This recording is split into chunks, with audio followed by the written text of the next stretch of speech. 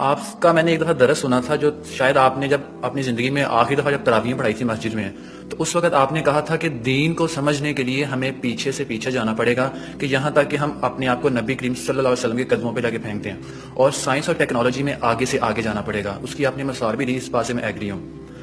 جب میں اس آپ نے ایک مثال بھی دی تھی کہ سائنس میں آگے سے آگے جانا چاہیے، تو میں نے اکثر دیکھا ہے اس فیلڈ میں آ کے کہ جتنے بھی علماء کرام ہیں، جب وہ ہر ایک کہتا ہے کہ آپ ابو حنیفہ کو فالو کر لیں، امام مالک کو فالو کر لیں، امام شافعی کو فالو کر لیں، میں آپ سے یہ پوچھنا چاہتا ہوں کہ ہم یہ کیوں نہیں کہتے کہ حضرت ابو بکر صدیق کو فالو کر لیں، عثمان کو فالو کر لیں، علی کو فالو کر لیں؟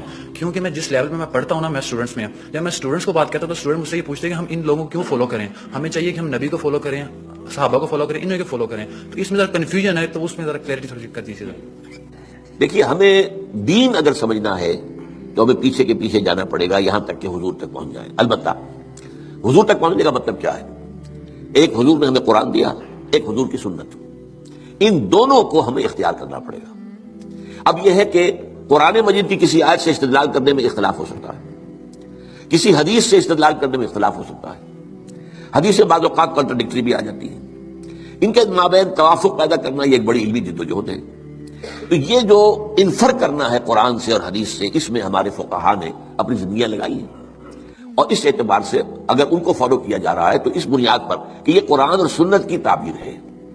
لیکن اصل میں ہوا کیا ہے، جب ہمارا دور زوال شروع ہوا، امام ابو حنیفہ نے تو یہ کہا تھا کہ اگر کوئی صحیح حدیث تمہیں مل جائے میرے کسی موقف کے خلاف تو میری بات کو اٹھا کے دیوار پر دے مارنا۔ لیکن اس کے بعد یہ ہوتا ہے کہ فرقہ پرستی شروع ہو گئی ہے۔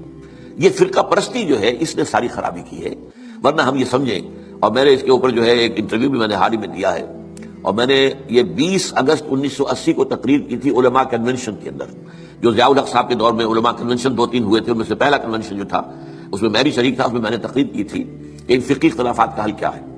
تو میں نے کہا تھا کہ جہاں تک تو فیملی لاز ہے اور پرسنل لا، اس میں ہر فقہ کو کھلی آزادی ہونی چاہیے، کیونکہ بڑے سینسیٹیو ایشوز ہیں، عقائد کا معاملہ ہے تو سینسیٹیو ہے۔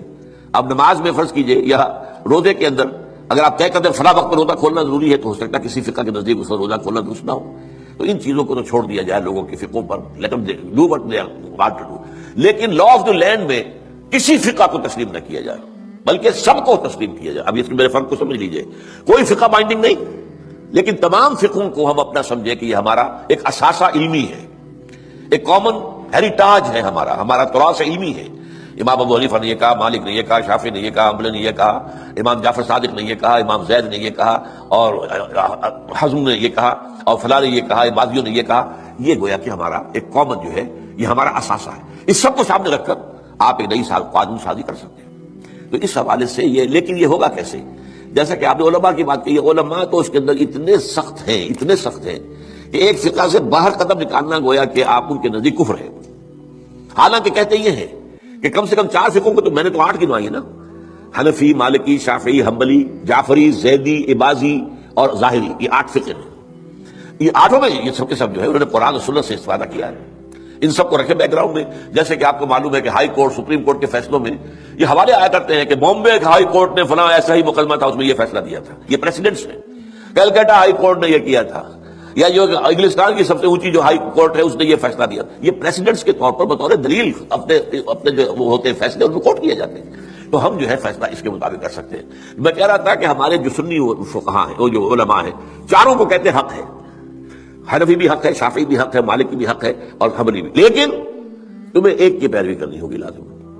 یہ میرے خیال میں ان کی زیادتی ہے، ان کی فرقہ پرستی ہے، اور اس کی وجہ اصل میں کیا ہے، اس میں غلطی ہماری ہے اصل میں، جس کے نتیجہ وہ نکلا ہے۔ ہم نے نہ دین پڑھنا ہے نہ سیکھنا ہے، ہم نے ایک مولوی کلاس پیدا کر دیا، ایک پروفیشن پیدا کر دیا ہے۔ حالانکہ اسلام میں کوئی مولوی پروفیشن نہیں ہے، اسلام میں کوئی پاپائیت نہیں ہے، اسلام میں کوئی برہمنزم نہیں ہے۔ یہ نہیں کہ جب تک برہمن نہیں آئے گا شادی نہیں ہو سکتی، جب تک برہمن نہیں آئے گا ارتھی جو ہوتی ہے اس کو آگ نہیں لگائی جاتی ہے، نہیں ہو سکتا۔ ہمارے یہاں کوئی برہمنزم نہیں ہے، لیکن چونکہ ہم تو پڑھتے نہیں، ہم نے تو اپنے آپ کو اور طرف لگایا ہوا ہے۔ تھوڑی سی دینی بنیادی معلومات حاصل ہوں، قرآن اور حدیث کا علم کچھ ہو، تو ہر شخص نماز پڑھا سکتا ہے، ہر شخص جو ہے اپنی بیٹی کا نکاح خود پڑھائے، ہر شخص جو ہے وہ اپنے والد کا جنازہ خود پڑھے، تو وہی گویا کہ پروفیشنل ختم ہو جائے گا۔ تو چونکہ یہاں فرقہ پرستی ہوئی، پروفیشنلزم آیا، پروفیشن میں آپ کو معلوم ہے کہ پروفیشنل جیلسی از دی رول، اس میں تو جو ہے ایک دوسرے سے حسد اور بغض اور ایک دوسرے کے خلاف، یہ تو لازم ہے۔ تو یہ اصل صورتحال بگڑی ہوئی ہے۔ اس کا علاج یہی ہے کہ آپ کمر ہمت کسے خود قرآن اور حدیث کو پڑھے، اللہ کا نام لے اور کمر کسے. یہی کام ہم نے کیا. میں نے یہی کیا. میرا پیشہ تو نہیں تھا، میں مولوی تو نہیں تھا، میرے پاس کسی مدرسے کی سند تو نہیں ہے. 40 سال میں نے جمعہ پڑھایا ہے الحمدللہ. درس قرآن میں 50 سال سے دے رہا ہوں الحمدللہ. میرے بیٹے جمعہ پڑھا رہے ہیں. وہ ایک MBBS ہے ان میں سے، ایک جو ہے MA فلاسفی ہے، ایک جو ہے وہ ڈاکٹریٹ کے کورسز انہیں مکمل کر رکھے ہیں اکنامکس کے اندر. پڑھا رہے ہیں جمعہ. ان لوگ کہاں پڑھا رہے ہیں. تو یہ کام کرنا جو ہے اس کی طرف زیادہ توجہ ہونی چاہیے پازیٹیولی. باقی جو کچھ ہے اس کا آپ کا مشاہدہ صحیح ہے، وہ غلط بات